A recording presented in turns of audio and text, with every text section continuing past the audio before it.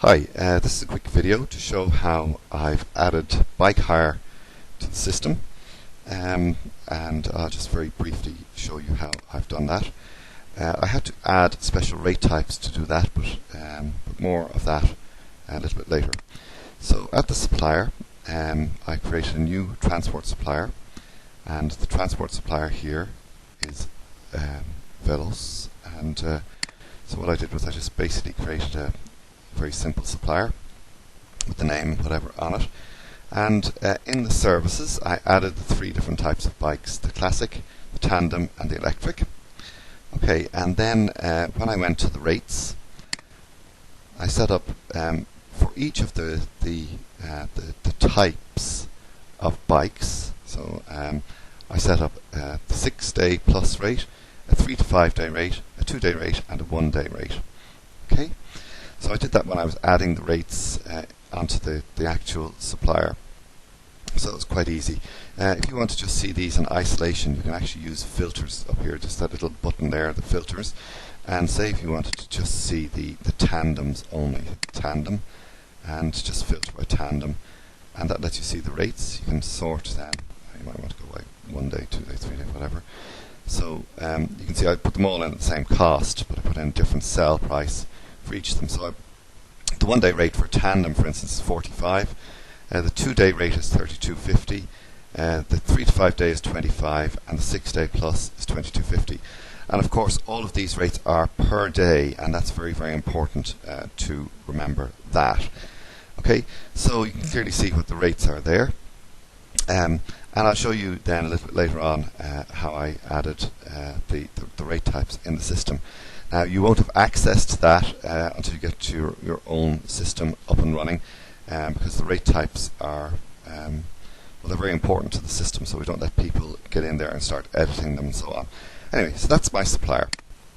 Okay, I'll go very quickly and I'll go to my itinerary list, which is here. Go down to the bottom right hand corner and click Create Itinerary. And I'll just, for the sake of just what we're going to do, I'll just do Europe as my destination. Pick my start date and my end date. So what I'll do is I'll pick from the 21st to the 30th. And just for the purposes of demonstrating this, I'll hit Add Transport. So Add Transport. Go down and see our transport supplier here. And you can see all the different bike types. And it gives the rates with the lowest rate at the top, so the 6-day rate. Now, let's say that you try and add this rate to the itinerary. Okay, the 8-day rate. Okay. What's happened here is you can see because we've got two bikes. Okay, 28 is the rate that's been chosen. Now, just let me just move this and let you see here where that 28 is coming from. That's it there. Because this is only a 1-day hire, because I've gone from the 21st to the 21st, I've only set my dates for 1 day here, it's taking a 1-day rate. Now, if I move that up to 2 days, if I change the date here, I should expect to get 44. So I'll have 2 bikes for 2 days, that's 4 times 11, 44. So when I select there, and you can see the rate has changed to 44. Now, if I go to 3 days, what I would expect to get would be 3 days multiplied by 9 multiplied by 2, which I think is 54. So, and 54 is the rate. Okay. Now, so I should get this then for if I were to move that up to the 24th, the same the 9 per day would apply, and you can see there 72 is correct. And on the 25th, 9 per day, correct. 9 by 5 days by 2 people, 90. Now, when I move to my next date, I should be getting 8 per day. Okay? So I'll have 6 days. So on the 26th, I'll have 6 days, 6 8's 48, multiplied by 2 packs, 96 euros. So you can see the system is always calculating the correct price for your bike hire, dependent on the number of days that you've selected here. So if you select to go to the final date of the itinerary, to the 30th, it calculates that as being the 10 full days. So you've got 10 full days. Now, let's just say if you are working on a time basis, and say they pick the bikes up at 10 o'clock in the morning on the 21st, and they drop them off at 9 o'clock, what's going to happen here is we're going to drop this price by 1 day. See what's happened there? So what we're always doing is erring on the safe side. So we're always saying that there's 1 extra day's rental, but if you decide that you want to allow the clients that the ability to bring the bike back within a certain time frame and you won't charge the day, then you have the ability to do it here. So you just then simply add that to the itinerary and close. And you can see it's here on your itinerary, and then proceed to add accommodation or whatever else you want to do with the itinerary. Let's just find the meridian here. Okay, you can see the meridian, the details. I'll just add a classic room here.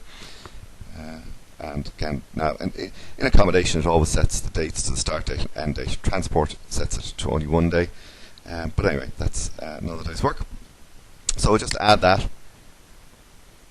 Once it's added, close there. Create a new itinerary, which is basically the way of saying save it. Add your name here. Mary Black. And her email. Mary@black.com. And then just save the booking.